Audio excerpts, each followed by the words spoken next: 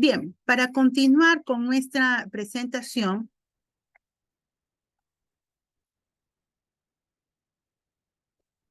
nos toca en esta segunda parte hablar un poco acerca de la oxigenación en el recién nacido oxígeno dependiente, la automatización en paciente crítico neonatal, oxigenoterapia, la importancia, y por allí además también he considerado un tema brevísimo realmente sobre un dispositivo que no utilizamos muy seguido, de hecho no lo tenemos, pero que realmente es bastante novedoso y sería muy interesante que en algún momento pudiéramos hacer una gestión y poder adquirirlo, ¿no? En nuestras unidades, porque esto sería realmente la novedad, sería de muchísima utilidad en nuestras áreas asistenciales donde tenemos uso de oxígeno.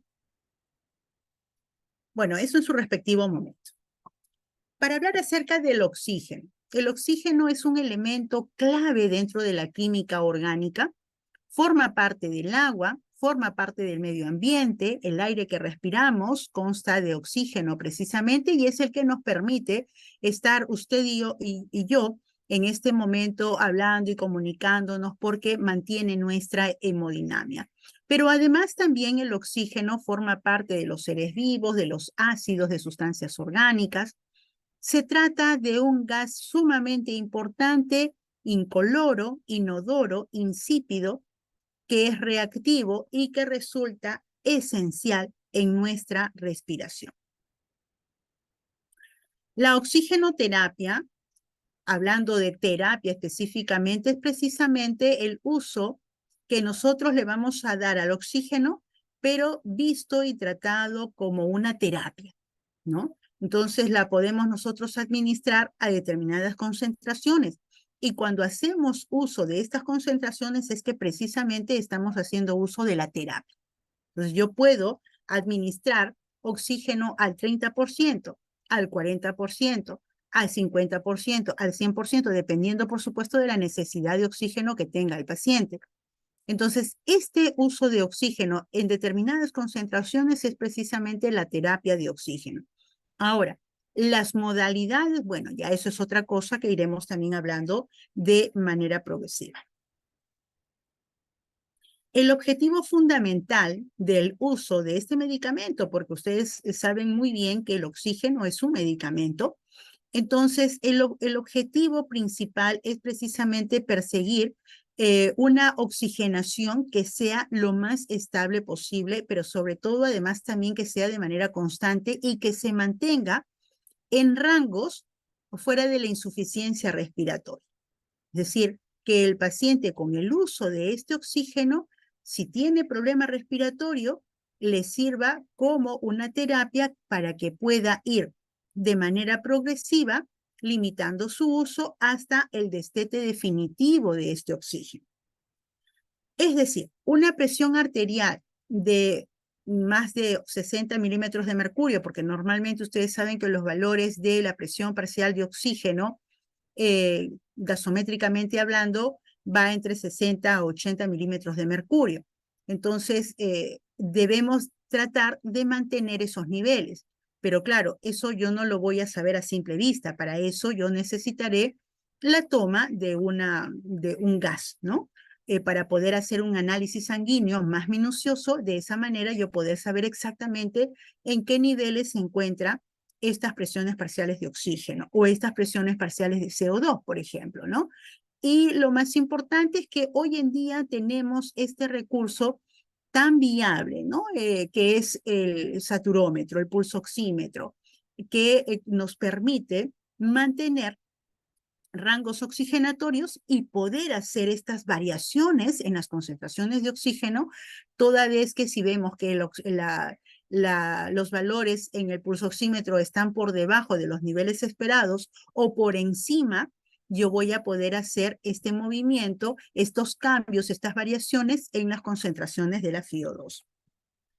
Aunque el oxígeno es considerado un medicamento, su uso generalizado y la consideración de que es un tratamiento benigno y sin complicaciones, realmente no han sido realmente sanos consejeros. Porque, claro, anteriormente, años atrás, décadas atrás, el uso indiscriminado ha favorecido la presencia de mayor cantidad de personas con complicaciones, sobre todo niños que hoy ya adultos son ciegos, tienen problemas respiratorios permanentes, es decir, han habido realmente secuelas muy importantes y eso entre las secuelas sobre todo de que han logrado sobrevivir, pero en muchos de los casos son niños que han tenido lamentablemente la vida no ha sido favorable para ellos, ¿no? Entonces, y eso ha ocurrido en primer lugar por desconocimiento, porque no se sabía cómo trabajar con el oxígeno, y lo otro es que hemos confiado precisamente en un recurso que considerábamos nosotros que era de utilidad. Pero haciendo realmente una investigación más minuciosa, hoy en día pues disponemos, por supuesto, ampliamente, hay estudios infinitos, ¿no? Con respecto al uso que se le debe de dar al oxígeno, el seguimiento que se le tiene que hacer. Y miren ustedes cómo es que de pronto todos estos análisis, todas estas investigaciones han permitido además también a muchos laboratorios y a muchas empresas dedicarse a la fabricación de materiales, de dispositivos, de equipos para que puedan de pronto pues ser una mejor garantía en la administración precisa de este oxígeno terapia. Como medicamento, el oxígeno debería ser utilizado con el mismo rigor que cualquier otro medicamento. Si yo tengo que administrar una vancomicina, un imipenem de tantos gramos en tanto tiempo, lo voy a diluir en tantos centímetros cúbicos, ¿por qué razón no le doy también esa importancia al uso del oxígeno? Estamos hablando de uno de los medicamentos más importantes porque se usa muy mayoritariamente en estos pacientes prematuros, en estos pacientes con problemas respiratorios, entonces no es poca cosa. Estamos hablando realmente de uno de los medicamentos que pueden ser muy benignos, muy buenos, pero además también pueden ser muy peligrosos. Entonces tenemos que tener siempre el afán de hacerle realmente el seguimiento que corresponde, no quedarnos dormidos o pretender que el niño va a estar muchísimo mejor saturando 100%.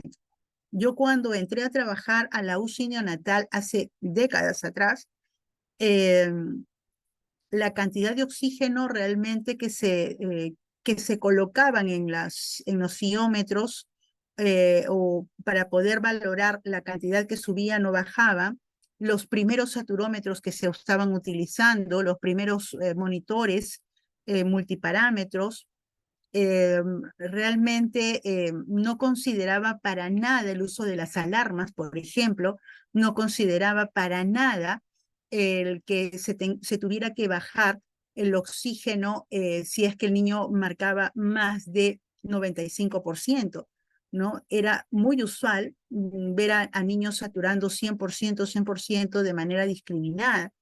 Entonces, hoy en día ya eso es prácticamente, pues, eh, eh, no es posible, ¿no? No se debiera de ver eso.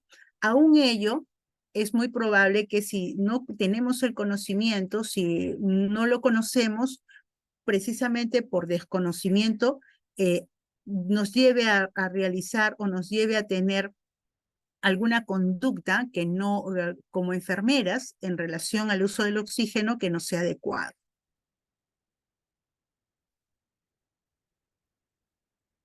Entonces, el oxígeno ciertamente, o el uso de oxígeno está puesto a disposición de nuestro paciente, es un recurso dentro de nuestras unidades para mejorar la supervivencia de los pacientes, para corregir la hipoxemia de manera adecuada, para poder evitar además también los riesgos de una oxigenación excesiva y por tanto la hiperoxia, que va a ser no solamente complicado el que tengamos menos cantidad de oxígeno, sino niveles más altos, como lo veremos más adelante, también pueden ser muy peligrosos.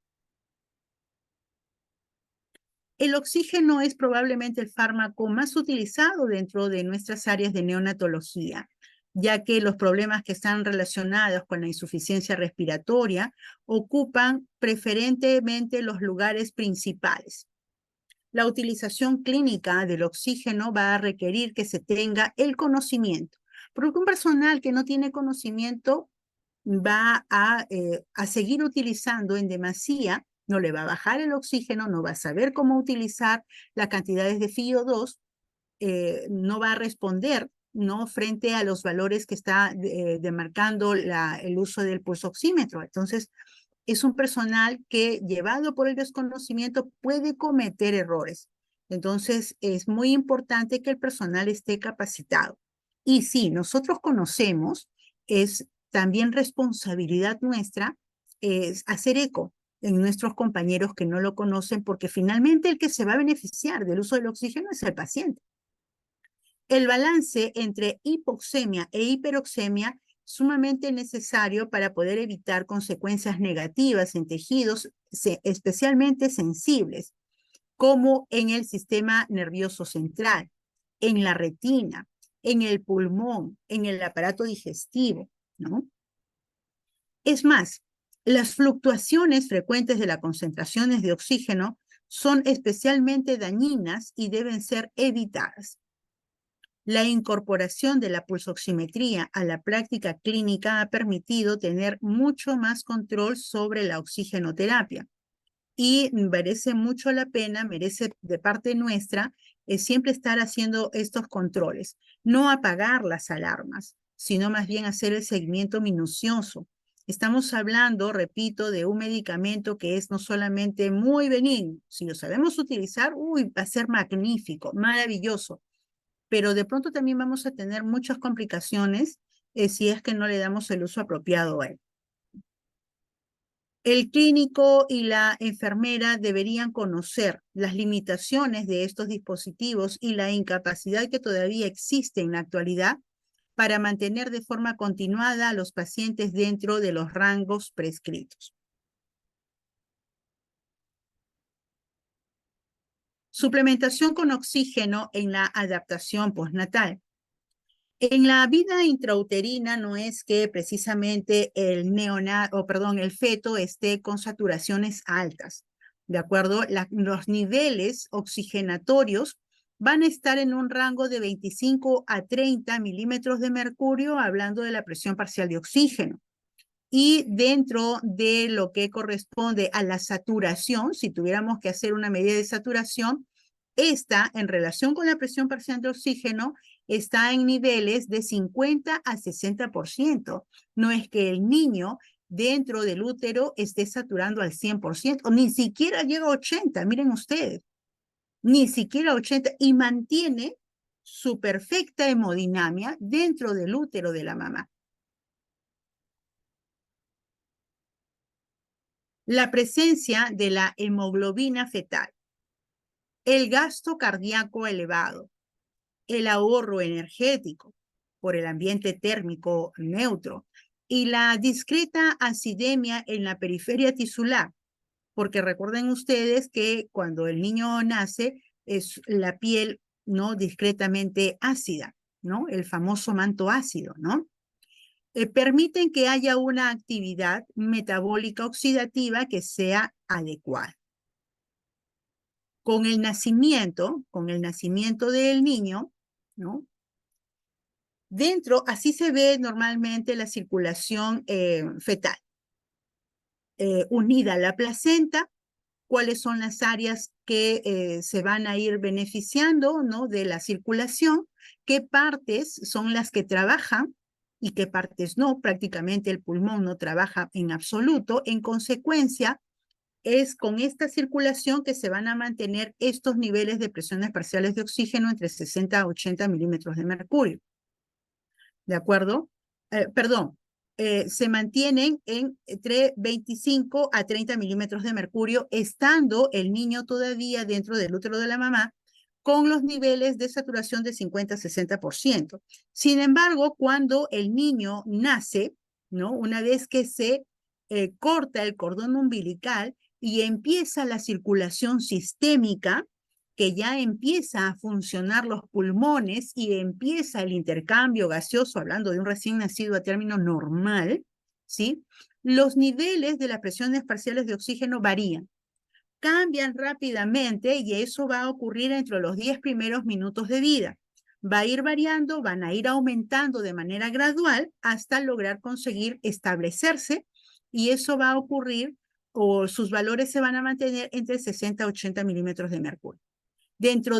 Para poder alcanzar todo ello dentro de ese espacio de tiempo, entonces va a llegar solamente hasta los 10 minutos de vida a tener rangos de saturación que van a ir de entre 85 a 95%.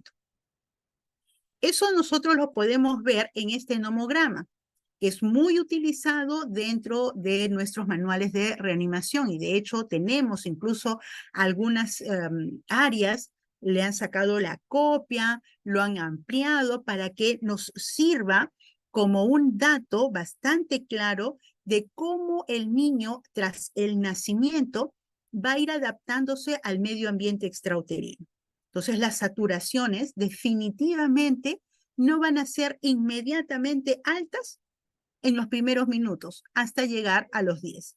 Y esto, por supuesto, no es un dato al azar, es un dato obtenido después de haber hecho un estudio en miles de nacimientos, incluyendo los recién nacidos prematuros, ¿sí? Por supuesto que para algunos niños de más baja edad gestacional, sí los tiempos pueden demorar un poco más, tomando en consideración toda esta previa que hemos analizado de la deficiencia de surfactante y que van a demorar mucho más tiempo en poder estabilizarse. Esto es básicamente rangos de saturación recomendados, un aumento progresivo minuto a minuto hasta llegar a los 10, como un nomograma que ha sido establecido, recomendado su uso por la Academia Americana de Pediatría. Los investigadores que confeccionaron estos nomogramas se dejan guiar, ¿no? O sea, o nos indican que esto es una guía que nos puede servir de mucho. Sin embargo, habrá que considerar que como todos seres humanos, también hay algunas excepciones, ¿no? Por lo tanto, nos sirve, ciertamente nos sirve, pero no es para todos. Porque si tuviéramos, por ejemplo, algún niño que tiene alguna cardiopatía, que tiene algún tipo de defecto congénito, obviamente este nomograma no me va a servir, ¿de acuerdo? Habrá que tomar esas consideraciones, ¿de acuerdo? Bien, entonces cuanto más inmaduro es el niño, pues va a tardar, producto de todo lo que ya hemos mencionado, va a tardar un poco más en poder adaptarse. Y seguramente que ya no vamos a necesitar llegar a los 10 minutos o más tiempo, porque cuanto más tiempo demore el niño en adaptarse, claramente estamos frente a un niño que tiene una demanda oxigenatoria, tiene un problema respiratorio importante, tiene déficit de surfactante, tiene los alvéolos comprometidos, estamos frente a una membrana hialina, entonces definitivamente no voy a esperar 15, 20, 30 minutos hasta que este prematuro se establezca, porque eso definitivamente no va a ocurrir, ¿sí? Simplemente este es un dato, ¿no? Bastante generalizado, pero ya saben cuál es, nos sirve como una recomendación, pero además saben muy bien que tras tener a un recién nacido prematuro, cuanto más prematuro, definitivamente tendré que darle ya el soporte respiratorio que el niño necesita. La frecuencia cardíaca va a ir en aumento progresivo, consistente, y el neonato se muestra activo. No hay que tener prisa, esto estamos hablando de esta adaptación de un recién nacido a término, que es lo que se espera, ¿de acuerdo? No es que el niño nace al minuto y tiene 60-65% y de pronto yo le voy a poner inmediatamente, voy a hacer uso de mi oxigenoterapia, porque le tendré que dar el tiempo indicado, ¿no? Y aparte que el personal de sala de partos, pues, ¿no? Son tromes y saben perfectamente bien con respecto al tema del contacto piel con piel, el vínculo afectivo, el tema de los tiempos para el reptado, para que se pueda poner el niño al pecho, en fin, todo eso que normalmente se trabaja en sala de partos. Pero hablando específicamente de la necesidad de oxígeno, pues yo no me voy a apurar, ni me voy a poner tensa porque el niño está demorando en subirse a su saturación, porque es lo esperado, ¿de acuerdo? Ahora, habrán, como repito, algunas condiciones en las que yo tendré que valorar si es que está evolucionando de manera favorable o no, o algunas condiciones específicas como ya las mencionadas, algunas patologías en donde ya el trabajo, el tratamiento, la actitud es completamente diferente. En el momento actual se ha introducido un nuevo factor de cambio en la oxigenación postnatal debido al retraso en el pinzamiento del cordón umbilical. Ustedes saben de que también forma parte de todo este cuidado tras el nacimiento del niño, el pinzamiento tardío, que usualmente se espera no más de 2 minutos, ¿sí? Y si es menos el tiempo que se le va a pinzar es porque estamos frente a un prematuro. Entonces, estos tiempos de espera en el pinzamiento y que está conectado todavía a la placenta pueden atenuar o pueden disminuir los tiempos establecidos en el nomograma. ¿De acuerdo? Entonces, habrá que tener también esas consideraciones, porque todavía estos nomogramas se mantienen, a pesar de que ya tienen bastante tiempito trabajándose en todas las unidades de salas de parto. Se sigue estudiando para poder establecer nuevos estándares, nuevos tiempos, y de esa manera, pues las recomendaciones sean mucho más actualizadas. Estos son datos que a mí me interesan de toda esta presentación, de la primera y de esta, es probablemente la que más importancia tiene. Así que presten mucha atención porque esto nos va a permitir entender sobre qué valores yo voy a trabajar con los pulsoxímetros. Yo le voy a tener en más tiempo, en más niveles, ¿no? De los límites de alarma, cuánto es lo que el niño debe de saturar, cuánto o cada cuánto tiempo es que yo le tengo que subir o bajar la FiO2. ¿Vale la pena tenerlo con tanta FiO2? ¿Por qué razón y motivo o cuáles son los efectos de no prestarle atención a este tipo de datos? Entonces, dentro de los rangos de seguridad de la saturación de oxígeno, en la época postnatal en el prematuro, veremos que la utilización de rangos de saturación de oxígeno al inicio de la oxigenoterapia llevó a una gran cantidad de retinopatías, ¿no? Y sin embargo, sobre todo esto, como les decía yo, en las décadas pasadas, siglo pasado, para los años 40, 50, era un uso indiscriminado, y no solamente era la cantidad de oxígeno, sino la forma en que llegaba, además también, ¿no? No había mayor control con el tema, sobre todo de la temperatura y la humedad. ¿Cuántos de nosotros en algún momento, ¿no? Hemos de repente como pacientes, ¿no? Porque para los años 40 yo todavía ni nacía, pero hemos sido de pronto pacientes o algunos que vienen de la escuela antigua, ¿no? Que han utilizado este oxígeno sin las medidas correspondientes, ¿no? Sin haber utilizado un calentador, sin haber utilizado un humidificador. Pues obviamente los efectos colaterales de ello se ven en estas nuevas promociones, como repito, de pacientes o de personas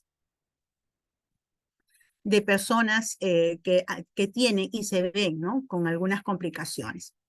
Entonces, la determinación de un rango de seguridad para la saturación de oxígeno es fundamental para poder evitar las consecuencias negativas de la hipoxemia, pero además también de la hiperoxemia, ¿no? En la hipoxemia, como son mortalidad más elevada, parálisis cerebral, hipertensión pulmonar, apneas, y en la hiperoxemia, displasias o ROP.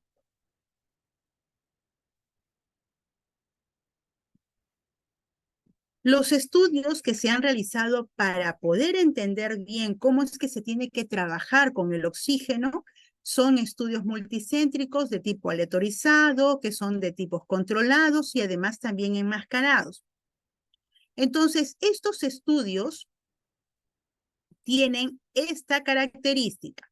Perdón. Acá lo tenemos. Niños que nacieron con 28 semanas de edad gestacional, o menos de 28 semanas de edad gestacional, y que hasta las 36 semanas de edad corregida utilizaron oxigenoterapia, estos pacientes fueron aleatorizados dentro de las primeras 24 horas, en donde se hizo 2 grupos de control, ¿de acuerdo? 2 grupos de estudio. Un grupo manejando altas saturaciones, y por altas saturaciones con valores de 91 a 95%, no más de eso. Altas concentraciones de oxígeno consideradas como altas concentraciones 91 a 95. Acá no dice 96, 98, 100%. Altas concentraciones, 91 a 95% de oxígeno en el estudio, ¿de acuerdo? Y bajas saturaciones, otro grupo, bajas saturaciones entre 85 a 89%. Entonces, ¿qué ocurre con estos estudios? El mantenimiento de estos prematuros en rangos de baja saturación, es decir, entre 85 y 89%, porque había en este estudio a este grupo donde se le asignaba saturaciones, rangos de oxigenoterapia, pero sus rangos de saturación de oxígeno medido con el pulso oxímetro se mantenían estrictamente entre 85 a 89%. Entonces, ¿qué es lo que ocurrió con este grupo de niños? Hubo un aumento en la mortalidad y además también con los casos de enterocolitis necrotizante. Estos casos han sido realmente de forma bastante significativa. Mientras se esperaba que con niveles mínimos de oxígeno y manteniendo estos estándares de saturación, hubo un efecto positivo. ¿Y cuál era ese efecto positivo? Reducir la incidencia de retinopatía de la prematuridad y sin incidencias en las displasias broncopulmonares. Pero, ¿qué ocurre con el otro grupo? Estos pacientes que mantuvieron niveles de saturación de entre 91 y 95% han tenido menos mortalidad, menos índice de enfermedad o enterocolitis necrotizante, pero en consecuencia, ¿qué es lo que han tenido? Retinopatías con estos niveles, 91-95% tuvieron retinopatías de la prematuridad con una incidencia bastante grande. Entonces, dicho eso, ¿qué se tiene que hacer? O sea, ¿cuáles son realmente los niveles? O sea, ni lo uno ni lo otro. ¿Qué es lo que yo tengo que trabajar con la oxigenoterapia de tal forma de que realmente sea beneficioso para el paciente y no genere mayores daños ni mayores complicaciones? Las recomendaciones europeas recomiendan que los prematuros extremos que precisen o que requieran oxigenoterapia, más allá del periodo de adaptación postnatal, se mantengan en un rango del 88 a 94%. Ese es el estándar, 88 a 94%. Así es que ahora mismo los que están en sus salas de UCI o mañana mismo que ustedes se van a primera hora, entre corriendo y verifique cómo están esos monitores. Esa es una enorme responsabilidad. Y cuando yo vea que el niño está saturando 95%, inmediatamente ya le estoy bajando la FiO2. El niño ya no necesita más FiO2. Entonces, habrá que tener un control, también hacer una valoración, no solamente de la respuesta oxigenatoria en el pulmón del niño, sino además también de la clínica que tiene el bebé. Por lo tanto, el trabajo tiene que ser en equipo, tanto la parte de enfermería como la parte médica. Es sumamente importante estar unidos, engranados para la mejora de estos pacientes. Tendremos que advertir además también que hay que tener mucho cuidado con la hiperoxemia, que es la tendencia más natural, es lo que cometemos el mayor error de mantener niveles de FiO2 más altos, considerando que el niño está saturando 95%, no llega a 100, está en 95 todavía, ¿no? Entonces, ¿qué daño le puede hacer? Le puede hacer mucho daño. Entonces, ya vean ustedes estos estudios, estos resultados. Entonces, si los tenemos en cuenta, los tenemos a la mano, creo que vamos a tener mucho más cuidado de mantener rangos elevados, ¿no? O rangos dentro de los estándares. En situaciones especiales como ser una displasia, una cardiopatía, en sepsis, entre otros, los rangos de saturación se van a ir ajustando dependiendo del caso de cada uno de los niños, ¿no? Y estamos hablando específicamente del uso de oxigenoterapia para pacientes que tienen problemas respiratorios, ¿de acuerdo? Para otro tipo de situaciones más problemáticas como una displasia, que es una complicación natural de una enfermedad de membrana hialina, de una taquimia transitoria, entonces obviamente es un pulmón más complicado. Para ese tipo de casos tendremos que utilizar ya los niveles adecuados en concordancia con lo que demande el neonatólogo.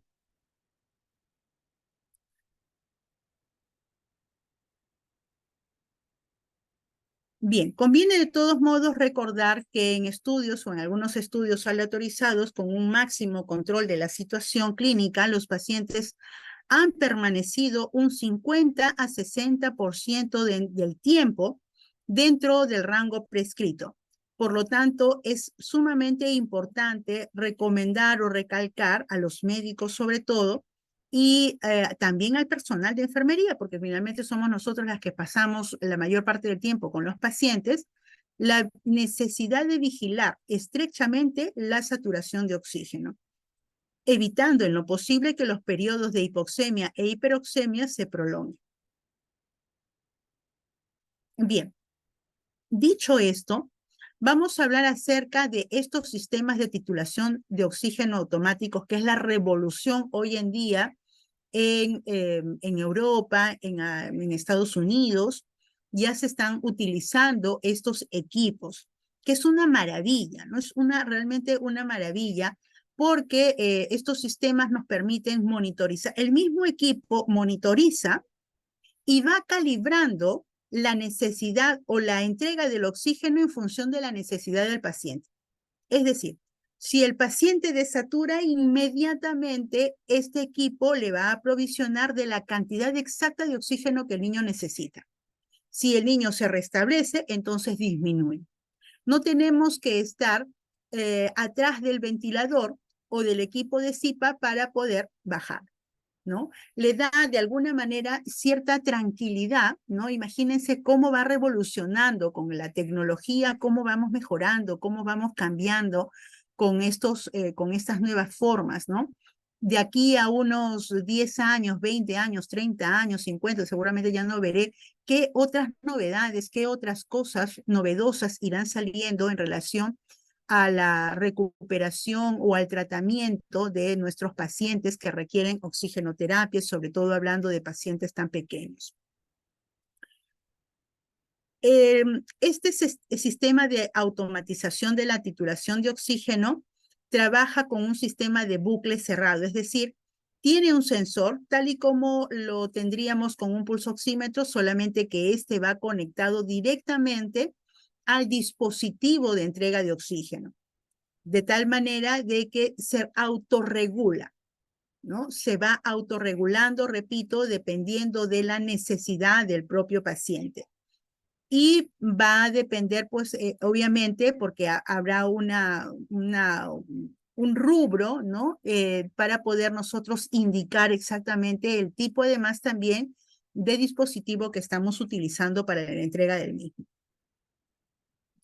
¿Cuáles son los beneficios del uso de esta oxigenoterapia automatizada? Porque automatizada significa básicamente de que lo hace por sí mismo, ¿no? Es automático. Nos permite alcanzar la saturación objetivo del paciente. El dispositivo va a ir titulando automáticamente el flujo de oxígeno del paciente y lo va a destetar según sea necesario. Miren, es una cosa realmente increíble, ¿no?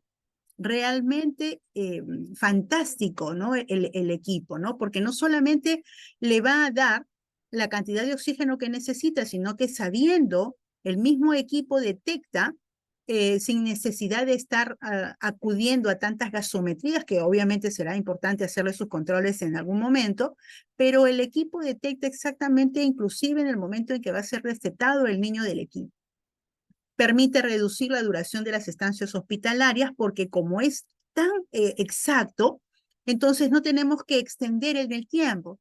Entonces, de repente yo en el turno lo tengo con una saturación de oxígeno de 95%, con una FiO2 de 50% durante todo el turno, sin haber hecho ni una sola maniobra de variación, y en el siguiente turno sigue con lo mismo, porque no llega a saturar 100%, ¿no? Entonces ya vemos que los niveles de saturación no tendrían por qué de ninguna manera llegar al 100%.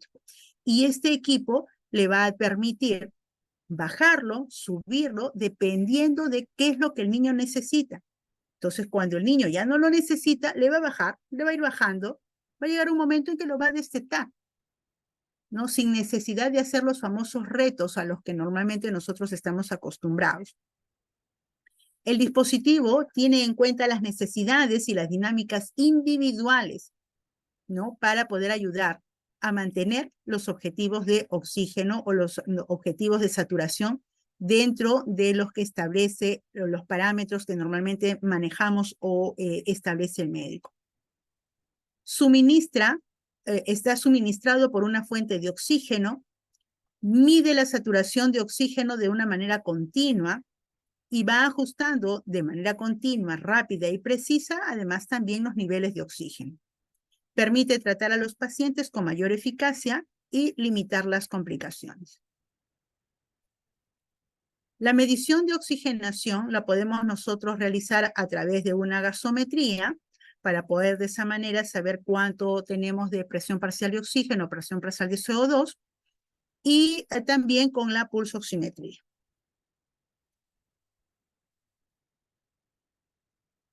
Bien, por último, hablemos acerca de las tasas de retinopatía del prematuro y altas saturaciones de oxígeno. Obviamente, ya hemos visto, de acuerdo a lo que hemos analizado en estos estudios, estas enormes relaciones, estas asociaciones tan importantes entre mantener saturaciones tan altas como la de 91-95%, porque estas van a estar íntimamente relacionadas con las retinopatías y obviamente retinopatías severas que puedan llegar a desgastar la retina del paciente hasta el punto de dejarlos completamente ciegos. En el mejor de los casos, el niño pues tendrá su uso de su lente a medida y con sus controles posteriores. Pero en el peor de los casos, si es que no tomamos conciencia del uso del oxígeno, el uso indiscriminado de niveles o de concentraciones cada vez más altas que no son para nada beneficiosas, pues evidentemente vamos a tener complicaciones en las retinas, retinopatías importantes, sobre todo porque no mantenemos los niveles de presiones parciales de oxígeno en los niveles que ya hemos mencionado. Entonces, claro que el oxígeno nos va a permitir y tenemos, como ya hemos mencionado, una enorme cantidad de beneficios, pero ya ven que no siempre todo lo que brilla es oro, ¿no? Así es que habrá que tener muchísimo cuidado y control con el uso del oxígeno para evitarnos tener niños en adelante que estén ciegos. Bien, la recomendación adecuada será mantener como límite mínimo entre 86 a 88% y un límite superior de 94%. Podemos nosotros estandarizarlos entre 88 a 94%, ¿sí? Manteniendo límites de alarma fijados entre 85 la mínima y 95 la máxima. ¿De acuerdo? Y cuando la alarma empiece a sonar, pues inmediatamente habrá que darle ¿no? las bajas correspondientes, ¿no? Los dispositivos para administrar oxígeno tendremos las cánulas, tendremos las máscaras, tendremos los cascos cefálicos, tendremos los usos de CPAP, además también los respiradores. Cada uno corresponde a una fase determinada de oxigenoterapia y merece por muchísimo nuestra atención de conocer cada una de estas fases. Muy bien. Entonces, señorita Kelly, hasta aquí ha llegado la presentación del día de hoy. No sé si tienen alguna consulta que compartir.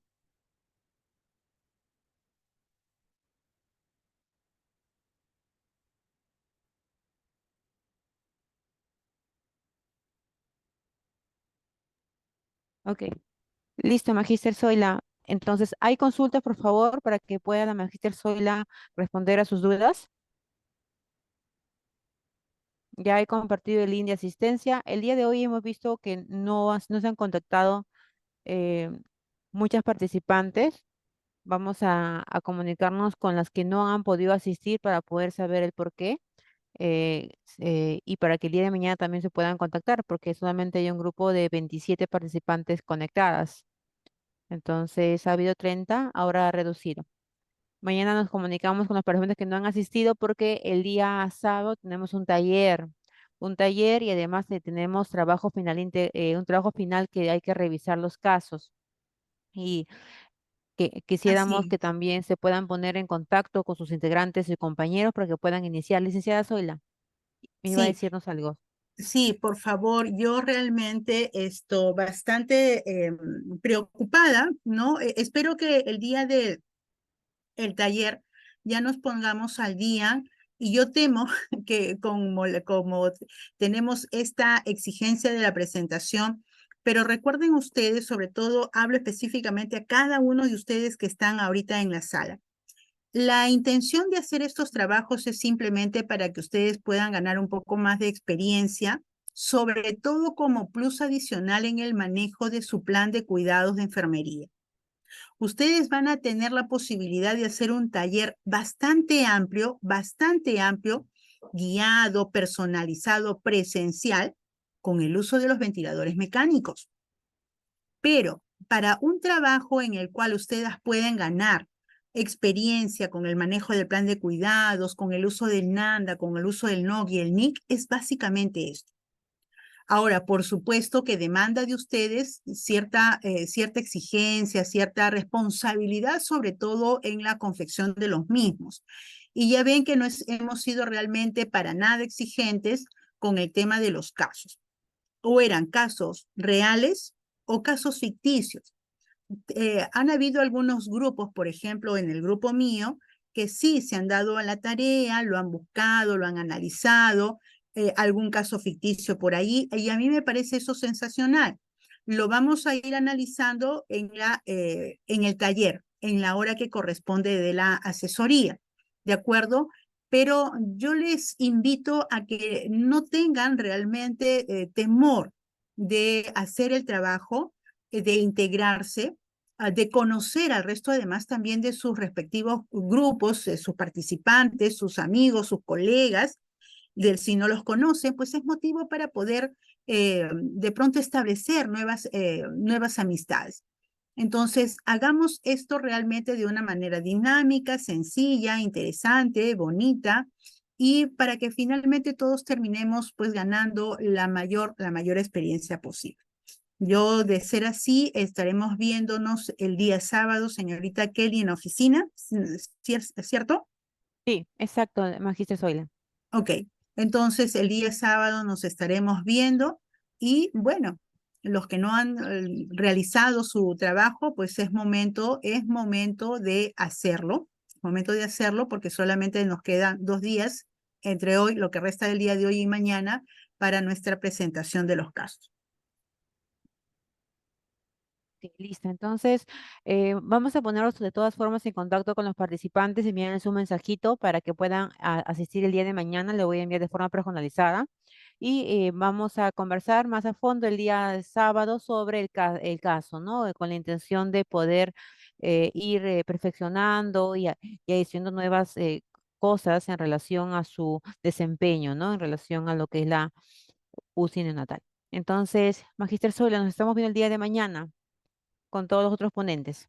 Gladys Díaz levantó la manito. A ver, Licenciada Gladys, ¿tiene Sí, alguna buenas consulta? tardes. Con respecto el taller pasado, había una tareita en la cual teníamos que identificar los datos subjetivos, objetivos, históricos, actuales. Em, yo, bueno, después de entrar a la plataforma varios días después me di cuenta que había que cargarlos ahí. Eh, y un par de días después, porque teníamos dudas sobre uno de los datos, pero después cuando ya quisimos ya subir el trabajo a la plataforma, ya no se podía porque apareció un mensaje como que no, ya, o sea, como ya no es necesario subir la tareita pues que habían puesto. Ese es con respecto a esa tareita, ¿no? Si lo vamos a tener que presentar así por Así. WhatsApp ajá. Y el otro es con respecto al caso, bueno, nuestro grupo habíamos redactado el caso de un paciente real que tuvimos y, y bueno, lo hemos presentado así de manera redactada. Si es hasta ahí lo que se tiene que presentar o es que tiene que también hacerse un análisis, interpretación de laboratorios o qué más se puede hacer. No, solamente, Gladys, la primera tarea correspondía a la presentación del caso clínico y teníamos nosotros este análisis de los datos para que nosotros pudiéramos confeccionar nuestros primeros diagnósticos. Entonces, si tenían un diagnóstico, dos diagnósticos, tres diagnósticos, bueno, dependiendo de los datos que ustedes iban a analizar, pero obviamente el plan de cuidados plantea básicamente solamente un solo diagnóstico para que podamos entender bien cómo es que vamos a trabajar este plan. Eso con respecto a este tema.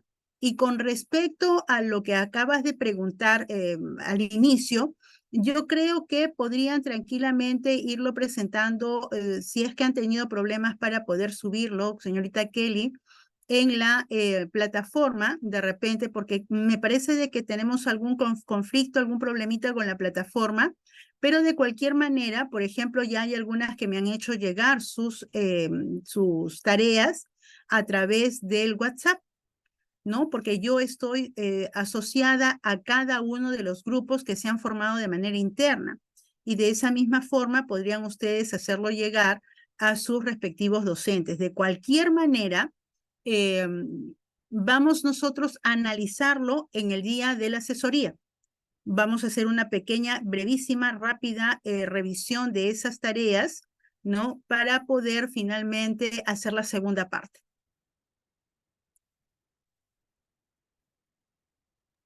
Ya Sí, Rebeca Rebeca. levantó la mano.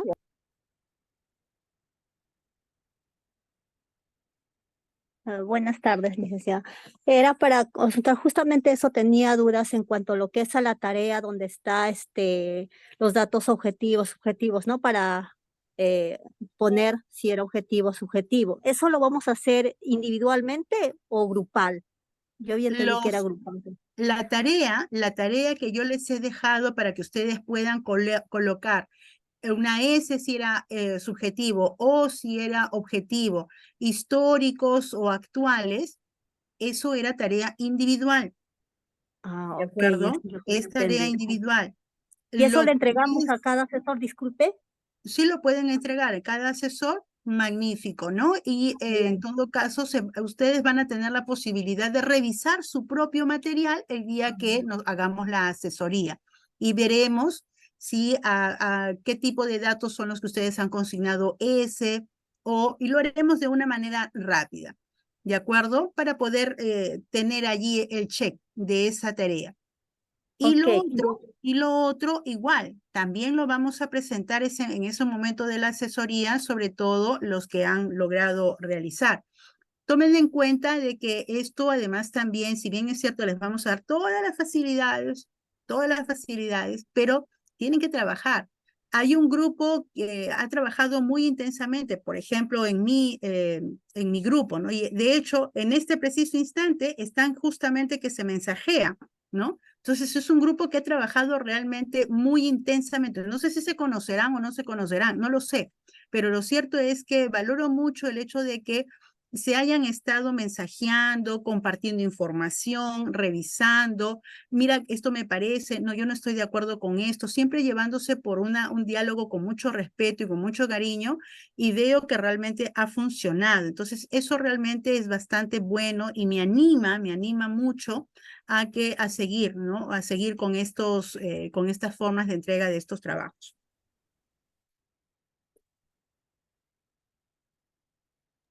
Sí, Es licenciada. Sí, magistrada, disculpe. bien, Eh, señorita los, Kelly. sí, los casos clínicos, se han formado grupos, grupos internos. Y ahí se le brinda la información de el avance que queremos que ustedes vayan haciendo. No es que tienen que presentar nada todavía en relación a entregar casos clínicos finales. Solamente hay dos fases que tienen que desarrollar: elegir el caso clínico y ver el esquema de cómo se va a desarrollar ese caso. Y luego eso se va a presentar el avance en el taller que vamos a tener el día sábado. No estamos pidiendo que terminen ahora un caso clínico. Está bien indicado en los grupos que cada tutor, yo he incluido a cada tutor en cada grupo interno para que ustedes puedan hacer las consultas respectivas. De todas formas, Magíster Zoila, vamos a volver a enviarles lo que queremos, quizás ahí con una grabación de audio, entonces, para poder explicarles mejor lo que se está buscando con esto. ¿Ya, Magíster Zoila? Sí, Perfecto. listo. Entonces, nos estamos viendo el día de mañana. A todos, que tengan una muy buena tarde.